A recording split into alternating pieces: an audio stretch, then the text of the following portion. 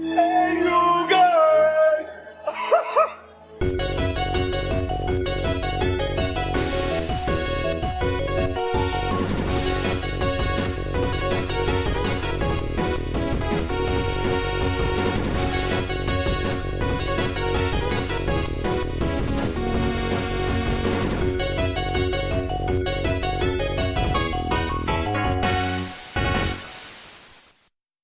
All right, this is the DG Podcast. We're back for episode 101, Part B. Memorial Day. Yep, Memorial Day edition. You've been doing anything for Memorial Day? Ate some watermelon like you should. Had some hot dogs like you're supposed to. Lindsay came over and we finished the first season of Turn, which is super patriotic. Is that the Revolutionary War? Revolutionary, yeah. Yeah. Really good show. And we finished it, and that's what we've been doing today. Cool. We did a barbecue over at the in-laws. We're trying to figure out what we want to do as a family for our Memorial Day tradition. The thing is that some of Lisa's family, some of my wife's family is buried here, and so we can go and visit their grave markers. But most of my family, actually none of my family, is buried here in Cache Valley. They're all buried elsewhere, and so we can't really visit them as easily. And what my wife likes to do, or would rather we did, was get around and have her dad and her mom and stuff reminisce about their ancestors and the things they did. It's kind of funny. We were talking today, and it turns out that Lisa's ancestors have been Mormons for a long time. Well, her great-grandfather, or her great-great-grandfather, I'm not sure where it falls, but he was excommunicated for throwing the in a pond. For what? For throwing the bishop in a pond. Yeah, what happened was, and it's kind of a funny story. Evidently, he had this property, and he had a spring on the property, and he wanted to build a house by the spring, and then use the spring for culinary water and everything. Well, his brother, who evidently was kind of a ne'er-do-well, came to him and said, "I want you to give me this piece of land." And he's like, "No, I'm not going to do that. I'm going to build my house there." Well, later, he heard sounds of building going on, and he goes over there, and there's the bishop and this brother building a house next to the spring. And so, he tells them in no uncertain terms to get off his property. There's an altercation, and what happened was he grabbed the bishop and tossed him in the pond. Well, the bishop decides that, he's not going to stand for that and has him excommunicated from the church. I had family that died walking across the plains, fleeing from people who wanted to murder them. Yeah. Yeah, that was my thing. You know what doesn't make sense to me? My mother did this with my grandmother and a bunch of people. People frequently visit graves during Memorial Day. Right. That doesn't make any sense to me. Memorial Day is about remembering people who died serving their country. Yeah. Not Uncle Joe who did nothing. And that doesn't make any sense to me. If you're actually going to observe the holiday, then observe the holiday remembering those who gave the ultimate sacrifice to serve their countries, as opposed to Grandma, who did, remember her all of the other days, but Memorial Day seems such an odd day to pick. It's like President's Day is the day that we all remember when Grandma gave us that shoe. I was like, well, that has nothing to do with President's Day. What are you talking about? You're right, and it doesn't. I think, and this is kind of what my wife and I were talking about. It's a convenience thing. It's everybody is focused on visiting the cemetery. They put out flags and stuff for the soldiers who died, and they don't necessarily put out flags just for the soldier who died, but they put out for anybody who served in the armed forces. My grandfather served during World War II. As did mine. In the Navy. And mine did too. His father served in the Army as a medic during World War I. I legit have relatives that served in the military. Going to visit other people just seems unneeded. My grandfather served also in the Navy. He was a Seabee, one of the Navy Corps of Engineers. My grandpa was uncommonly good at typing. At typing?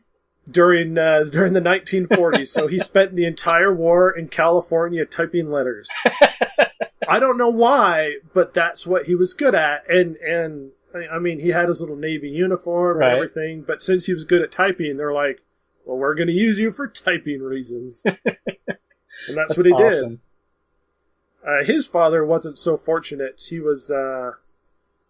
He served as a medic during World War I.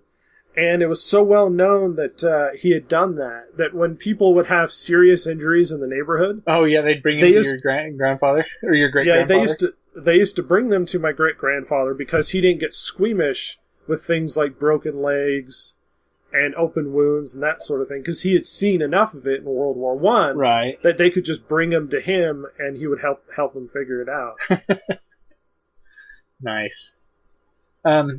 Yeah, so, we were talking about that, and I think it's a good thing to talk about your relatives and stuff and to let your kids know about these stories and things.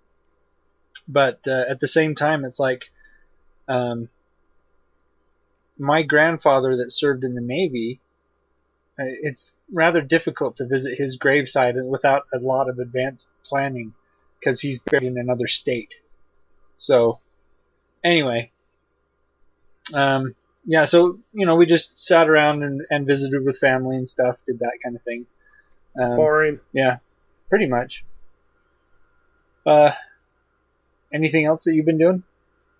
Besides that, hanging out on the holiday, so to speak, watching stuff military related. You planning on going to try to see Mad Max this Tuesday? Tomorrow, yes. We bought the tickets already and everything. We have decent seats, and we're seeing it tomorrow. Awesome. So we are not going to be turned away. I'm going to see freaking Mad Max. And one thing that's interesting is Lindsay had never seen any of the Mad Max movies. Really? So we sat down and watched all of them this last weekend. Uh-huh. So we're all set to see this new one. And the interesting thing is, have you seen the first one, the very first one? I've seen all three. Where he is a bike cop? Yeah. Well, he's not a bike cop. He drives a car, but he goes after these biker gangs and stuff. And they kill the main his bad guy, the main bad guy in that, whose name is Toecutter, though most people wouldn't remember. He's got big crazy hair, and he's got this sort of blondish streak through his hair. Uh-huh. The main sort of boss bad guy in the first movie. Right. That guy, believe it or not, is the main boss bad guy in the new one. Really? It's not the same character, but it's the same actor. Same actor, huh? Years later. And now one interesting thing that most people don't realize about Mark Miller is he had these characters in his head for a very long time. He had them structured. He had them placed out. He'd been thinking about them for quite some time because we never saw another Mad Max movie. Right. So when we go to see it, they're going to be well fleshed out characters, and they're going to have even if they don't reveal a lot of history, he's going to know who they are to the core, right? Right. Well, he knows so much about the characters that they started a comic series about each of the characters, and they're going to do a bunch of background stuff, sort of a prequel to Fury Road. Uh-huh. And the first one got released a little while back, and it's like $22 now. Like, you can't find it. And it's about the main villain, who I don't know the main villain's name in the new one. Another interesting thing about the movie is apparently Mark Miller works a lot differently than most directors do. Right. Which sort of upset, what's his name, who plays Max? Bane? Uh-huh, right. What's his name? I can't remember who it is, but... I'll look it up. Anyway, apparently he kind of upset him, and he had to apologize after the movie because apparently Mark Miller didn't really have a set vision. Tom Hardy. He didn't really have a set vision or plan for the movie, and it sort of pissed off Tom Hardy because he didn't think he was well organized and knew what he was doing. And then Tom Hardy saw the movie afterwards, and he apologized because he was like, the movie was fantastic. He just he wasn't used to directors working like Mark Miller did. Because I think what Mark Miller does is he records a lot. I think you mean George Miller. George Miller. I think George Miller records a lot of film and then puts it together. As opposed so he has all these scenes and stuff, and then afterwards he kind of puts the story together. Yeah, I think they filmed something like 300, 400 hours of film. And I think that's what made it so difficult for Tom Hardy to work with, because he didn't see the grand vision, because George Miller didn't really have one. He knew the characters and what they were going to do, and then he filmed it all and put it together coherently afterwards. Huh. And Tom Hardy apologized because of his attitude on the set, because apparently he had a problem with how he directed it. But afterwards he was like, no, it was awesome. I saw it. I was like, well, okay, there you go. I was just looking up stuff that... So I looked up Mad Max Fury Road so I could figure out who was playing Mad Max, right? Right, Tom Hardy. And Charlize Theron's in it. Yeah. I clicked on George Miller to see what he had done, because I wanted to know more about him. Evidently, he's done all the Mad Max movies. Yeah. He's also done Happy Feet and Happy Feet 2. Yeah. Babe, Pig in the Big City, The Witches of Eastwick, Twilight Zone the movie. Some odd choices. So, yeah. To be fair, George Miller, Mad Max is George Miller's baby. So everything he's about is about that movie. Like, it's inherently a huge part of him. And he was a producer in a lot of these movies. I'm looking at it now. So yeah, I don't see him as actually a director, at least a big role in a lot of these things. But he wrote most of these movies. Yeah. So it's interesting that those are like, that he was involved in projects like Babe. When Babe, Mad Max is really his... Babe, Pig in the City. Yeah. Like, it's like, who we need to do Happy Feet? That guy who made Mad Max. That's what happened. The studio execs were sitting around and they're like, we want to make this movie about dancing penguins. That guy that did Mad Max, he knows about dancing penguins, right? Oh yeah, he likes to, post-apocalyptic horror where people get raped and all of that stuff. Right, but when he unwinds, he watches dancing penguins. Apparently. That's his thing. Like, that's what I would be like. I'd be like, who's that guy? That guy that directed Texas Chainsaw Massacre. I have this children's movie that will be perfect for it. Is that a good choice? No, shut up. It'll be great. We're going with it. Yeah, so I've been playing some Sonic Racing. Sega did this short series of Sonic and you're driving around to compete with Mario and things. I like the second one better than the first one because one of the game mechanics that they used in it was that your car, as you're racing, there are parts in the track where it can transform into either a boat or a plane, and that's a lot of fun. Yeah. And then they use tracks that are based on well-known Sega games like Afterburner. There's a really cool track with Afterburner where you're racing around on top of aircraft carriers, and then parts are in the water and parts are in the air as you're flying and driving between the aircraft carriers. It's a lot of fun. Yeah, sounds like it. There was a store that got a lot of crap today. It's like something Sun. Pacific Sun? Pac Sun? Yeah. Store in the mall. Uh-huh. Yeah. Anyway, they got a lot of anger from people because they were selling an American flag T-shirt upside down Memorial flag Day. tee, yeah. Yeah, but they had it upside down, and when it's upside down, it's only supposed to be upside down when in distress. You're in distress. So it's super inappropriate. Yeah. Especially selling down Memorial Day. Like, if you don't like the country, it's a free country, you can express that by wearing a shirt that's upside down. But maybe not sell it at a major retailer on Memorial Day. Because you're just antagonizing people at that point. It says here that they removed it from their store. They should have. Yeah. It's like the stupid idea that somebody shouldn't have done, but some guy was like, yeah, let's do this. You know that's what happened. They're like, hey, Memorial Day, we'll do this thing with the shirts. I'm like, really? Is that what you wanted to be known for? The upside down American flag shirts? Uh-huh. Yeah. So I decided to step away a little bit from the video game because,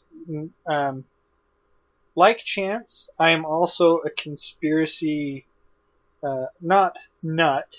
I like reading about them because I like to see what other people believe that the government gets up to. I'm not saying that the government couldn't get up to those things, but at the same time, it's like, really, people? You think that somebody is out there doing this? Crazy top 10 list. It's Memorial Day. Well, it's only 6. Okay. It's Memorial Day. 6, but it's appropriate, I guess. I've got a more Memorial Day topic if you want to do. That's do that awesome. After. That would be great. But like I said, this is only 6, but it's 6 mysterious deaths that'll make you believe in conspiracies. Let's hear it. Okay, so the first one is the British spy who locked himself in a sports bag from the outside. Okay, I heard about this.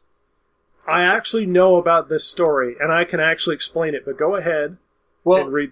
Evidently what they said was that this guy was a code breaker for MI6, and he helped the NSA to work, to thwart some terrorist attacks in various places, and then he was going to be transferred to another agency, and they found him zipped inside a red North Face sports bag that had been locked from the outside with a small padlock, and then the bag had been placed in his tub. And at first, the authorities were saying someone else would have had to been there to put him in the bag and then put him in the tub. Right. But then later they said, no, never mind, he committed suicide. So this expert tries to lock himself, to replicate the event, and after he tried 300 times and failed, he came to them and said, it's possible, but not without leaving some trace of DNA on the lock or on the bathtub, which this guy didn't. He says that there was barely any DNA evidence at all in the apartment. And so now they're saying it's like he'd reportedly owned women's clothing and visited bondage websites, and so they implied that it was a weird sex thing. Well, that's the thing. He had a weird sex thing, and this is going to sound weird. He liked being restricted, specifically in that bag. And they had evidence of photos and stuff of him actually having people put him into the bag, or him climbing into the bag to be restricted because it excited him in some way. Uh-huh. So people later theorized it was very possible. Maybe there was some sort of like spy thing going on. Maybe it was a jilted lover. Nobody really knows, but it's possible he got into the bag and somebody locked him in and then left him there, and he just suffocated because of it. But he got into the bag voluntarily as opposed to got crammed in there by some other person. Right, but now they're saying that it's a suicide thing, and if there was somebody else who locked him in the bag and then left, it's a murder. They would have had to participate, right? But it's not necessarily... It could have been assisted suicide. Right, but it's not necessarily a government conspiracy thing. No, there's no... Yeah. In an absence of evidence, that doesn't immediately go, okay, let's just jump to the weirdest conclusion we can come up with. Okay, but he was actually super into climbing into really restricted stuff, specifically that bag, which is weird, and they found him in it, and the thing was locked, which is why they immediately jumped to the conclusion that he had done it himself because he had done it in the past. Huh. That's why the whole suicide thing was the immediate conclusion, and that guy sort of did it on his own to test to see if it was possible, because the lock was the big question in the situation, because he couldn't have locked it. Right. So the next one is Frank Olson jumped to his death after the CIA gave him LSD. Now, this guy Frank Olson worked for the CIA during the 50s, and the CIA actually did dose people with LSD to see what would happen. Oh, no, they experimented with LSD. A lot of people, it's like there are a lot of drugs out there that people theorize that the CIA had created to try and keep black people down. Uh-huh. There are a lot of other weird stuff about them. They were facilitating drug dealers spreading stuff like cocaine to the country to help affect low poverty areas, to help keep them in their place. There are a lot of weird theories that they had created cocaine, they created LSD, they created heroin. They had done a lot of these things. LSD specifically had been used by people prior to that and had actually been more acceptable, but they had actually done experiments on people. Yeah. So Super anyway, rad. This guy Frank Olson was a bacteriologist and a biological warfare scientist. Evidently the CIA came out with the story that he was unable to deal with the effects of LSD and committed suicide 9 days later in the midst of a nervous breakdown. The government admitted all of this happened, and they said that Gerald Ford personally apologized to the family for that little workplace mishap, as they said it. But, the family is, of course, skeptical. They say that this guy wanted to leave the CIA after he'd been to Europe, and he told people that they were using biological agents that he had developed and they were using them to interrogate people. And so his wife is saying that her husband admitted to her he made a terrible mistake, and so, who knows. But he was evidently on the 10th floor of the building, was with another man who was supposed to be chaperoning him, and then he jumped out the window. The telephone operator of the building says that he overheard the other agent that was supposed to be in the room make a phone call that said, "He's gone. That's too bad." And so, whatever. That one could be he really did jump to his death after being after being dosed with bad LSD. Well, the government had actually in the past done things in small towns and stuff to actually experiment on populations through social stuff as well as other things. So I wouldn't put it past the government to do that. It still doesn't sound conspiratorial because they super admitted giving it to him and then he killed himself. LSD can make you do weird things. Yeah. So exactly. I'm not beyond believing that they gave it to him and he freaked out because they were super above board. If they were trying to keep this secret, they would have been like, no, he wasn't taken. You know what I mean? Right. They'd have been like, LSD? No. He must have got that himself.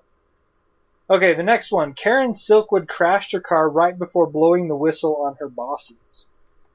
So Karen Silkwood was working for, let's see, where did it go? Kerr-McGee a nuclear plant in Oklahoma. And evidently she did a routine self-test and tested positive for plutonium contamination. They even found the radiation at her home. So she decided to go public with this. She contacted this New York Times reporter, David Burnham, got evidence of the extreme neglect of the power plant safety and everything. And this is back in November 13th, 1974, drove out to meet this reporter. She never got there. She had this really bad car accident that evidently caused the evidence to evaporate. So Quaaludes were found in her car, twice the recommended dosage in her blood. It says which is enough to transform full-grown adults into drooling babies. And the thing is that her injuries were inconsistent with the relaxed nature of the drug that she would have been taking.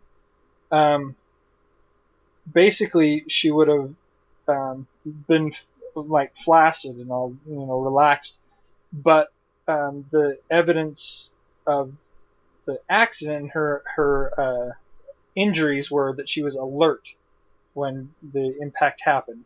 And this is also her bumper had evidence of rubber and dents, almost as if someone had rammed her off the road, or exactly as if someone had rammed her off the road. So the Kerr-McGee, their involvement was never proven, but they ended up paying $1.38 million to her family for the whole poisoning her with plutonium thing. Well, so the thing with her is she was really into... she worked with the unions a lot, and she was really into worker safety. Yeah. To try and force companies, especially the nuclear place, to fix a lot of the problems because of the... She had tested plutonium in her blood and stuff, like you said. I wouldn't put it past her for anti-union people, to go after her, because she had cost a lot of companies a lot of money. And she made a lot of enemies. Not just that, but she was this huge activist in the community, as well as a bunch of other things. As far as this being a conspiracy, it doesn't bother me. How is this... It's like when they talk about, what happened to... Who was that union boss Gotti. who disappeared? Well, not Gotti, that's the mafia. He was a Gotti union boss, wasn't he? No, he was mafia. The union boss, everybody always talks about he's buried under that one stadium. Huh. Let's see. You know who I'm talking about. Yes, I do know who you're talking about. Why? Can't remember. Is it with the Teamsters? Jimmy Hoffa. Hoffa. Anyway, Jimmy Hoffa is one of those guys where we all super know he disappeared because of union stuff. Yeah. We all know it. Jimmy Hoffa was a sketchy dude who swung an iron fist through the American unions that had a huge amount of power. Right. Both through the unions and politically. We all know it. It's not a conspiracy to say that he disappeared for a reason. Where and who did it is a whole nother thing. Right. And people like Jimmy Hoffa disappearing does not make me go, conspiracy theories are right. You know what I mean? Of course. Yeah. It's like if the head of a mob disappears, you don't go, I think conspiracy theories are plausible. We never landed on the moon. And so, with Karen Silkwood disappearing, she did a lot to piss a lot of people off. And so I'm not super surprised that there's plenty of evidence to suggest that it was foul play involved. Right. There was a movie about it, apparently. Yeah, Meryl Streep. Anyway, the next one is a crime novelist hanged himself wearing a bulletproof vest and brass knuckles. Evidently, this guy, Eugene Eatsy, was Lou Ferrigno lookalike and was a tough guy and a pro rider. He was found hanging in his office December 6th, 1996. They ruled it a suicide, but why was he wearing a bulletproof vest and why did he have a gun and brass knuckles in his office? Anyway, let's see. Well, look at it this way. Bulletproof vest weighs a lot. Yes. Brass knuckles, I don't know. It would make it so that he hangs faster. Yeah, and they do... I mean, you can tell if people struggle at the end of a news. Yeah. They do mention that at the end, like... let's see, what does it say? They thought that it could be a publicity stunt. Evidently, the scene was like a scene from his unfinished novel, right down to the bulletproof vest and brass knuckles. But at the same time, the biggest clue was the most innocuous object. The notes were transcripts of threatening phone calls he'd been getting at the time of his death. He was researching a white supremacist paramilitary group, and they actually left a voicemail that said he'd be hanging by the end of the year. Okay. So it's very plausible this white supremacist group went after him. But why would they? How would they find out about his unfinished novel with the death scene? It was in the house. Yeah, maybe. I mean, it's not that hard. Like, especially if a guy leaves for a while, they could sneak in, find the book. That's true. And they do put that down to let's see. That was some of the stuff was in his office. So yeah. And you know what? To be fair, he is an author, and artists tend to be weirdos. So it's very possible he would write a book about those things and then use them in some sort of weird artistic way to hang himself. That's true. But usually you can tell there's plenty of evidence to suggest that there was a struggle before he went on the noose and that sort of thing. But he could have just artistically hung himself. That's also possible. Very possible. I mean, there are plenty of people that get death threats all of the time. Just because you're on Twitter, you might actually get a death threat. That doesn't mean if I'm found hanging that somebody on Twitter probably killed me. You know what I mean? Cat. For not changing the litter box often enough. Screw him. He could poo on top of the other poo. So, the next one. Danny Casolaro slashed his wrist while investigating a government scandal. So, he was investigating this government scandal that he called the Octopus. And he wasn't evidently of the tinfoil hat variety of crackpots. So, he accused the Department of Justice. Well, the Department of Justice evidently pirated some software. They allegedly stole a piece of software called Promise from a company called Inslaw, started selling it to other countries, and then drove Inslaw into bankruptcy. So a judge sided with this company, Inslaw, against the Department of Justice, cited them for trickery, fraud, and deceit. His ruling was overturned and he lost his job. Now, I don't know the full details of this judge. I mean, it could have been that he lost his job because of inappropriate conduct, or whatever. But this guy then meets with this computer expert who said that he had helped the Department of Justice modify this software to spy on the countries that they sold it to. And that this... I wouldn't put it past him. Is this a CIA thing? No, it's the Department of Justice, but, Everybody's got their own little plan. Yeah. Evidently, this guy also claimed that he helped the GOP negotiate with Iran in 1980 to keep the hostage crisis going to make sure that Jimmy Carter didn't get reelected. Jimmy Carter sucked enough. He didn't have to have this hostage crisis to do it. But it's very possible the GOP has had their hand in enough crappy stuff, just like the Dems. Right. The thing is that the whole thing about the Iran hostage crisis thing, not only is it espoused by this guy, this computer expert, but evidently the president of Iran is also one of the ones that thinks this was going on or was part of it.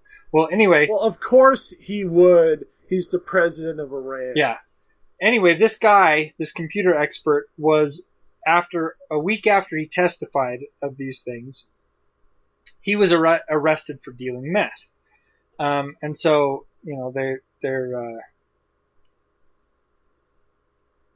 it's possible that this guy was getting on to something. Who knows? Well, but he then turns up dead in his hotel room with 12 slices in his wrist. Evidently, this guy was squeamish about blood, and his relatives, his brother in particular, thinks he would have passed out after one cut, and that he wouldn't have been able to force himself to cut himself. You'd be surprised. There are people who... No. You'd be surprised. There are people who do some weird stuff to their bodies without actually stopping. Oh, I know. I'm not saying. I'm just saying that his brother is saying these things. So there was a suicide note in his room, but no notes about his case. And then this military man shows up at this guy's funeral in a limousine and places a medal on the casket as they're lowering it into the ground, and then leaves. What? Yeah. Like, this is according to the family, but I don't know why they would be lying about that, but that's really odd. Conspiracy, it's plausible. Government has done plenty. Oh, yeah. in the past to do things to quiet up people. There's been a long history of people in the CIA who have left and got disgruntled and talked about stuff and been pressured and harassed to keep things quiet. Octopus. The one thing I would say, because everybody looks for large conspiracies when it comes to government. Right. One thing I would say is there's really no large conspiracy. It's more of a individual cell conspiracies. Yeah. Because he called it octopus because it was such a large conspiracy that it entrenched itself in all branches of government, which I think is nonsense.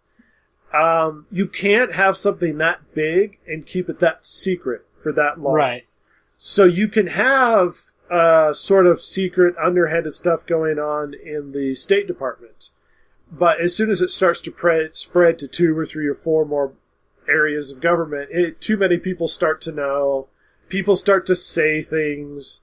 He can corroborate the evidence. And just sitting here while you were talking about that, I was looking at a bit of information. Apparently the biggest problem with his story is, though it sounds plausible and it sounds like it could actually fit in certain ways, he didn't have any information corroborated.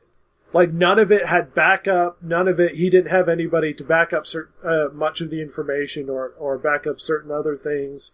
And though a few parts of the story are very possible and some people might actually be able to go, oh yeah, I heard that, he had no sort of secondary or even third source. Right, there was nothing there to corroborate the evidences that he'd found. Yeah, so there's nothing you could really stand on to be like, oh well, this is super true. Is it possible he was silenced? It is possible. I don't know the guy's history. He could have been suicidal. He could have had so much pressure because of stuff he was saying that he killed himself because of all the pressure from government officials. Right. That's very possible as well. Yeah. Which has been known to happen. Very true. Well, moving on, the number one here on the list is the UN Secretary General that died in in what they call the shadiest plane accident ever. Evidently, during 1953 to 1961, this guy Dag Hammarskjöld was... Interesting name. Yeah, he was the UN Secretary General. And he was actually posthumously awarded a Nobel Peace Prize, only person ever to receive it. So he was really well liked, really apparently very good at his job. So...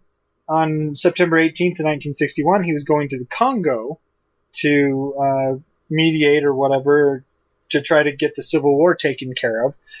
His plane crashed. Everybody grieved, etc., etc. But at the same time, people pointed out how convenient his death is for a lot of people, because the Congo has uranium deposits. And, big world powers, they want that. So, at the same time, there were a lot of countries that were really mad that this guy was taking a hand in this and he'd authorized UN action. The US was one of them, Belgium, UK, they were all, relieved when his plane went down or whatever. So, it could be a coincidence, obviously, that his plane went down, but there were some things that were shady, shall we say. First, that the authorities were seen at the crash site before it was supposedly found. There was one survivor of this plane crash that reported there were explosions or gunfire before the plane went down, and this Hammarskjöld was the only person in the flight who was not burned. There was a bullet hole in his head. And it was airbrushed out of photos. And there was an ace of spades tucked into his collar. For it to stay there after the crash. Yeah. I don't know. It's possible he had been shot down. I mean, remember the stuff happening in Ukraine recently? Where a plane got shot down, and they're like, oh yeah, that was the Ukrainians that did it. I was like, why would the Ukrainians shoot down a commercial airliner of people that are supporting their point of view? And the Russians were like, no, it was Ukrainians. The Ukrainians was like, no, it was super the Russians. And then they did tests on stuff, And they're like, yeah, it came from a Russian launcher that either the Russians shot or they gave to rebels in Ukraine. And then they had that the Russians were like, yeah, we're not in the Ukraine. We don't have any soldiers in Ukraine. This is nonsense. And then they had that soldier that was tweeting, and you could track his tweets to locations inside the Ukraine. Like, he was tweeting crap, and he was like, oh, ha, ha, and he was taking pictures and stuff. Right. And then, like, you could check out the locations of the pictures and the picture when he would tweet them, and it would actually show the locations as being inside the Ukraine. So it's not like it today. In this day and age, is really hard to keep things under wraps. But I'm not surprised that this guy could have been shot down. I mean, for there to be a card stuck in, of course, in a crash, it's possible for weird things to fly all over the place, and it just happened to lodge there after the landing. Yeah. That's true. So, I don't know.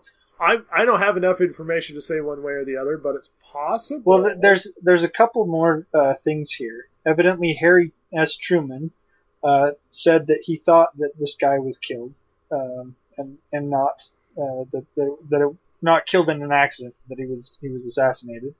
But this April, and this April meaning 2014.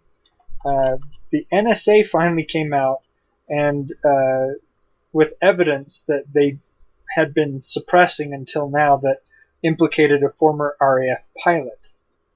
So, anyway, go where you want with that one. Interesting. I don't know. I don't have enough information about this. A couple of stories I had heard, the other ones I had read while you were talking. That first one I super knew about. I had actually heard about.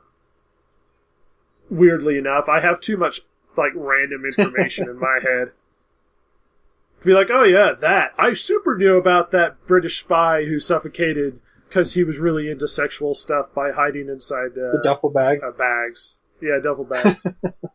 It's like, why would I even know about that? Seriously. I actually saw a YouTube thing of weird ways, weird conspiracy stuff, where way people have died. And that was one of them, and then I actually looked it up afterwards. Huh. Yeah, believe it or not. That, and I research people with weird fetishes. I guess. There you go. That doesn't... which isn't true, but, whatever. I was going to say, that doesn't mean that you're at all weird. I don't like being naked in the same building as Scarlett Johansson. It's very unlikely I would have interest in this guy's weird fetish. Yeah, there you go. So, on to the topic about Memorial Day. Yeah, well, so I figured since we are a gaming podcast, and though we have sort of played around this Memorial Day thing and talked about a lot of various other things, we're also into nerdy stuff, hence the conspiracy thing.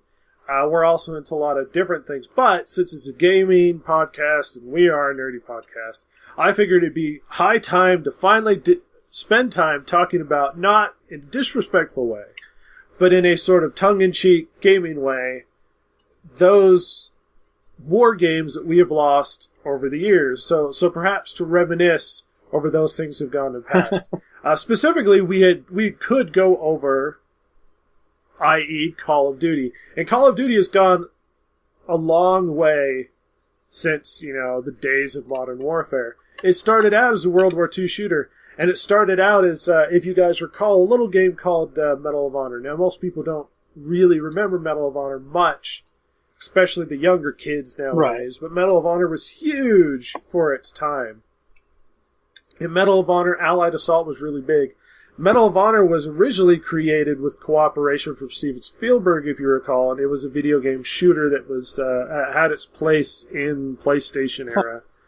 And it sort of hit big strides when it finally hit Allied Assault, which had the first video game to depict really horrifyingly a sort of fascinatingly well-done D-Day landing. Okay. Which nobody has ever actually tried to repeat since Allied Assault. And I played a lot of Allied Assault, so I know this really well.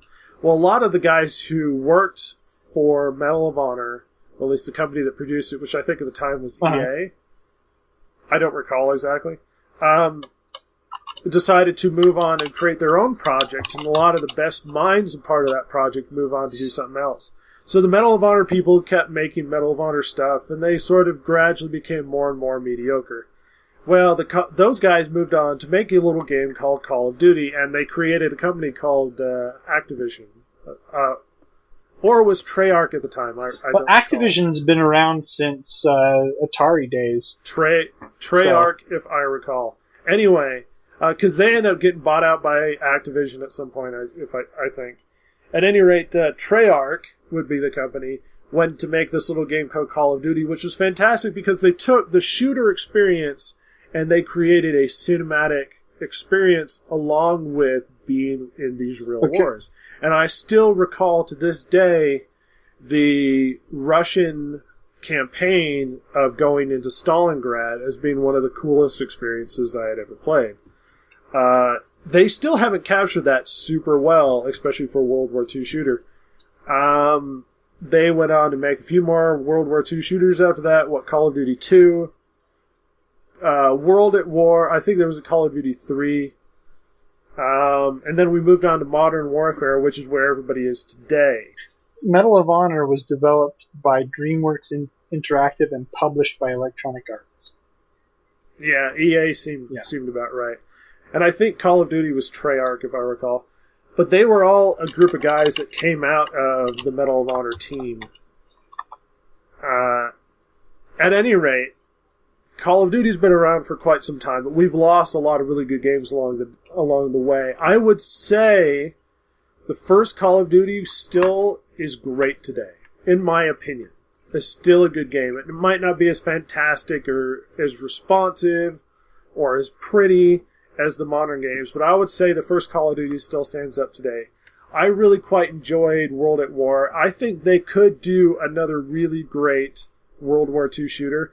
I was never a big fan of the Modern Warfare setting for war games. It just never appealed to me. I'm a big history buff anyway, so the modern conflicts are just sort of in my opinion. The games are fun, but they're not that great. And because they had to push it so far forward and keep pushing it, eventually they had to push it into the future now. And we've got Call of Duty Advanced Warfare or whatever. One era that they didn't spend a lot of time in or make super many games, and I know you can recall a few, but they didn't make a lot of games, was Vietnam. And I think they could. Vietnam has... do a really good experience for Vietnam. I mean, they had Battlefield Vietnam. They had...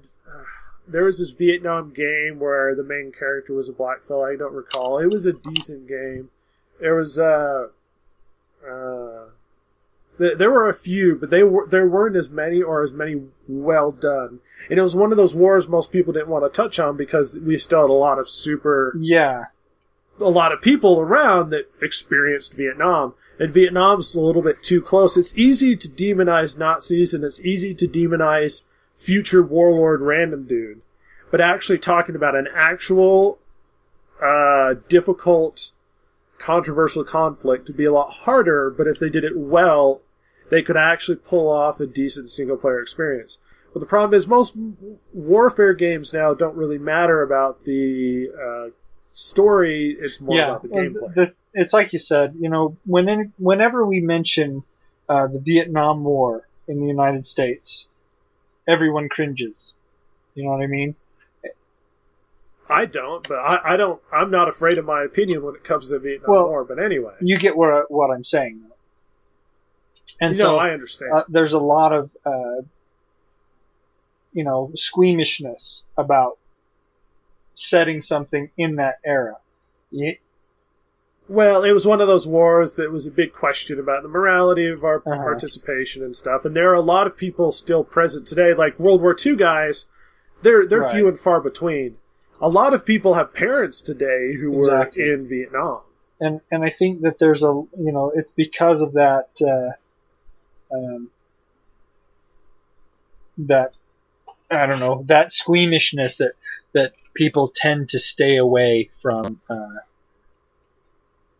but I think they could do it. Spec Ops: The Line was a really good game. It talked about the difficulties of war and sort of the horrors of it. It even questions the morality of it. And I probably don't agree with the point of view of the guys who created Spec Ops: The Line, but it was a really, really good game. It was really good, and I think the guys who made that game could tackle the Vietnam War much like they tackle other things. Not only that, but they could super just do another Call of Duty set in the time period and do the hard thing by addressing a difficult issue. Vietnam's one of those I skipped over. You won't see a Civil War game. You won't see... I mean, there are a lot of more wars than World War II or anything modern, but a lot of those guns are not as entertaining. You don't want to run around with, like, muskets and have you sit there for 3 minutes trying to load the thing is that they could probably do a pretty good Civil War game, but it would have to be more of a strategic game. Well, they've done strategic, but I'm talking a shooter. And what they should do when it comes to the shooter is you have a rifle and you fire, or let's say you have a pistol and you're sort of a commander or something. You fire your pistol and you could spend the time to reload it, or you fire it and then you move forward with sword, and you'd have to do a lot of, or with the bayonet, you'd have to do a lot of really well done first person melee combat. But that's difficult, and most people aren't entertained by that because they just want to spray bullets and get elite kills and 360 no-scopes or whatever. And that's not entertaining, but they could do it, and it could be really good. That would be an interesting way to go with a first-person shooter, I think. You know, first-person shooter, especially in a multiplayer environment, where the thing is that you're going into a multiplayer and you're sitting there going, okay, now, I can shoot once at this guy, but then I got to get my butt over there and make sure I stab him to death before he shoots me. But, well, you know what would happen. You would have a bunch of people that would be forced to work together as groups because those things were super inaccurate. So they would group together and then fire a huge volley and that would be funny. And if they were smart and they had teams that were clever, they would band in little groups and then fire big volleys and then move forward. But they could do it. The difficulty is making... See, because today people really want fast gameplay. They want it to be quick. They want to blow through things. And it's not as entertaining as I got to sit here for a half hour and reload my gun. I think if a big studio who is really good at this stuff did it... Yeah, and it actually would... I think it would be pretty entertaining if they did it well. Yeah. Revolutionary War games. We've had French Revolution. We've had the Napoleonic Wars.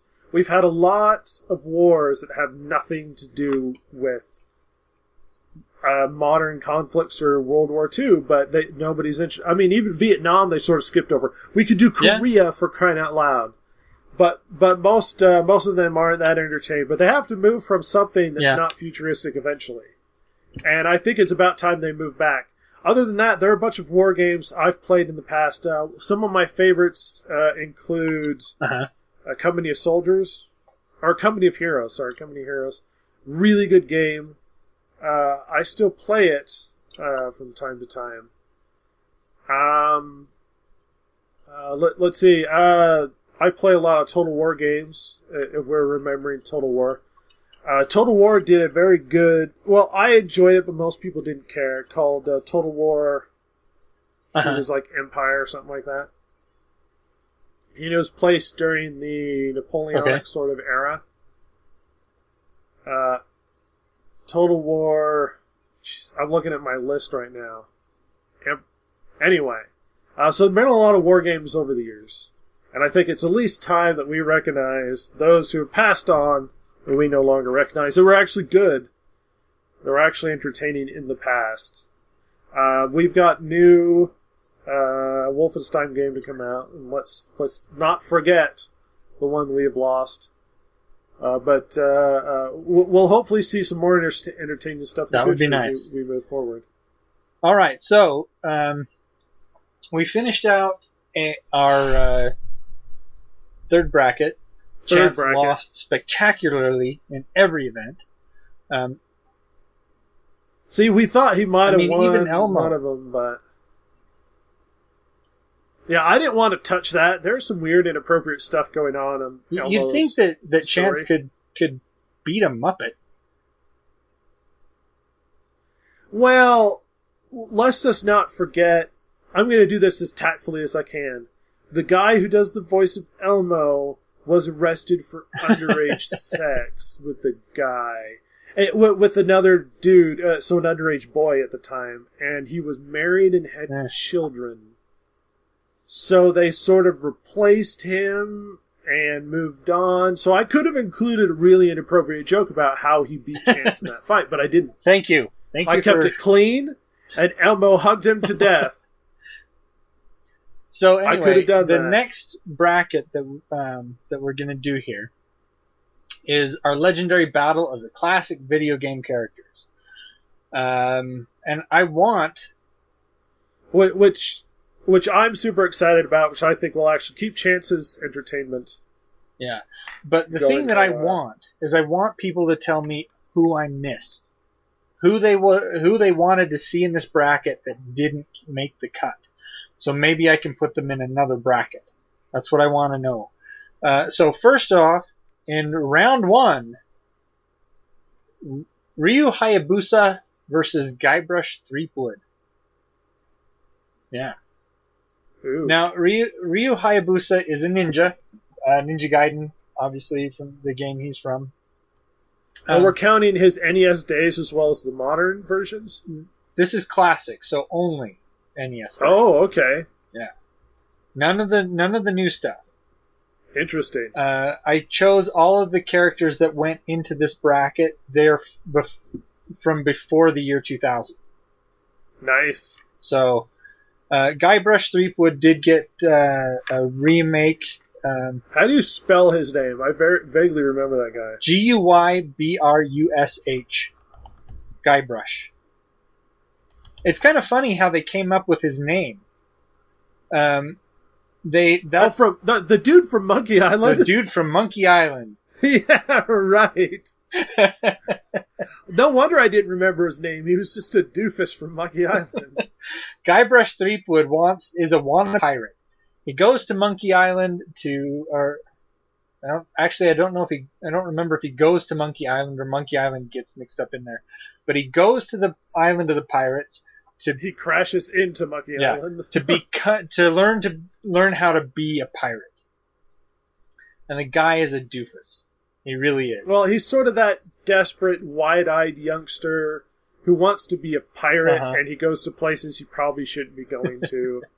The only thing is that he succeeds in becoming a pirate, often comically. So, obviously, on the one hand, we've got, and it's so coincidental that our first. See, I put the guys' names in a spreadsheet, and I randomize it. So, Ryu Hayabusa and Guybrush Threepwood were randomly thrown together. We have, in our first battle, a pirate versus a ninja. Now, sadly, our pirate is an idiot. Yes, he is. He spends most of the game moving around, doing stupid things, and getting involved in, like, small musical or shanties. Ryu Hayabusa is our classic original ninja. Yes. His original game was one of the first games that I can recall that had cutscenes, and the cutscenes will blow you away cutscenes. Oh, yeah. The whole sort of, like, narrow it over, like, the serious eye look, and then they were running through the grass, him and the other ninja. Right. It's actually his dad and this one ninja, and they're running through the grass to kill each other, and they make this big jump, and he cuts him, and it's dramatic, and you don't know who's going to be actually the person that's going to fall. Then one guy falls to his knees, and Ryu Hayabusa is the classic hero. He's one of the original impossible video games. Yes. I did have a friend that managed to beat Ninja Gaiden, the first one, but it took a long time. Ninja Gaiden was hard, and the worst part about the final boss, see, like, certain levels were ridiculously hard. Oh yeah, they were. And if you beat a level and got to the boss, you started out just before the boss so you could replay him. so you could relearn your experience on how to beat him. You could test different tactics to try to beat the same boss, get the timing right. The final boss, if you lost against the final boss, you had to play the entire final level again before you reached him, which means your window of experience with the boss was so small that you had to win every time. Otherwise, you had to replay the entire level again before you met him again. And there were like 2 bosses. Yeah, he had multiple stages, if I recall. Yeah, so it was a tough one. There were a lot of bosses in that game. Even the first boss, I used to have trouble with that guy in the tavern. Remember him? Yeah. The big dude or whatever. The game is great. The problem with this first one is Ryu Hayabusa is one of the most classic, awesome characters in classic NES. And Guybrush Threepwood is just an idiot. You're right, but he is from one of the classic point-and-click adventures. The one Monkey Island is one of the first and very popular point-and-click adventures. Now, it is possible that through a series of ridiculous events like him tripping over a banana peel and, Ryu Hayabusa impaling himself somehow on his own sword, that Guybrush Threepwood walks out of here alive, but that's not going to happen. That's the only way it would happen. Ryu Hayabusa would be so slick that if he saw him, it would take seconds for him to kill him, and in the likelihood is Guybrush didn't see him. Yeah, exactly. That's how good Ryu Hayabusa is. I actually, about a week ago, I saw this video of this guy who's one of the fastest swordsmen in Japan today. And they'll do these things where they'll actually launch like tennis balls at him. And they'll be going 80 miles an hour and he can cut them in half. They launched a little plastic BB from like a BB gun, but it was plastic, and he cut it in half. And all you did is see him draw his sword and a ping. And it was just a flash. You're like, holy crap. And then they went and found it, and you could see the thing just crack and split in half. There are guys with swords that are ridiculous, and imagine Ryu Hayabusa is the same freaking thing. Exactly. Guybrush Threepwood should not have been here. He accidentally showed up. He was confused, and he thought, regretfully, he was at the wrong place at the wrong somebody time. said this is the line for the ride to Monkey Island, and he showed up. He walked into the wrong room, and he ended up being decapitated by the ninja. Yep. And you know what's the weird part? In the classic ninja versus pirate, if you're talking historical figures, not mythological aspects to these characters, just historical aspects, in my personal opinion, pirates win. Okay. If you actually make that argument. Why? Because pirates have guns. That's it. And ninjas are not as magical as people make them out to be. What? They're just dudes, and they're really good at hand-to-hand combat. But the problem is, guns beat swords. Typically, yes. Time. No, not typically, yes. They always beat swords. That's what happened to Japan. Guns beat swords, and all the samurai were killed. Like I said, that is going into the situation. You have a gun on one side, sword on the other. Who wins? Typically, the guy with the sword, or the guy with the sword, the guy with the gun, unless the guy with the gun slips and fires behind him or something. Yeah. Well, look up a guy by the name of Saigo. Saigo was one of the last samurai. He was actually depicted in that movie, The Last Samurai, though it wasn't that historically accurate. He was one of the last samurai of Japan that was fighting against people manipulating and over-influencing Japanese culture with Western ideas and that sort of thing. Right. Real traditional samurai. I actually quite like the guy. But he's super lost against guns. Nice. So, moving on to the next round in our tournament is Ryu Hayabusa and Guybrush Threepwood. He is no longer a viable candidate. There's no way he was going to survive that first fight. Yeah. The next round will have Manny Calavera versus Terry Bogard. Okay, explain these people to us. Okay, Manny Calavera is from he is a Reaper from Grim Fandango. Okay, yeah. And then, let's see, Terry... The one with the cigar, the sort of Humphrey Bogart character. Humphrey Bogart skeleton, yes. Terry Bogard is from Final Fight. Oh, right. I love Final Fight. Terry Bogard. The problem with Terry Bogard is he's really awesome. his baseball cap and exactly. The jacket. Oh, yeah. He's saved the city more than one occasion, but we'll have to argue that out later. It's hard to kill a guy that's already dead. So that'll be our next round in the bracket. So stay tuned for that. Let us know who you think would win. Give us reasons, and don't do anything lethally stupid. Anything you want to add? No. We'll see you guys next time. Thank you for listening to this week's episode of the Distracted Gamers podcast. If you like the show, follow Rhett and Jason, the world's two most lethally stupid internet personalities, on Twitter at DG Podcast, or check them out at www.thedistractedgamers.com. If you loved or hated what you've heard here, email them at thedistractedgamers.blogspot.com and share your feelings. Not that Jason will care, since he hasn't any, of course.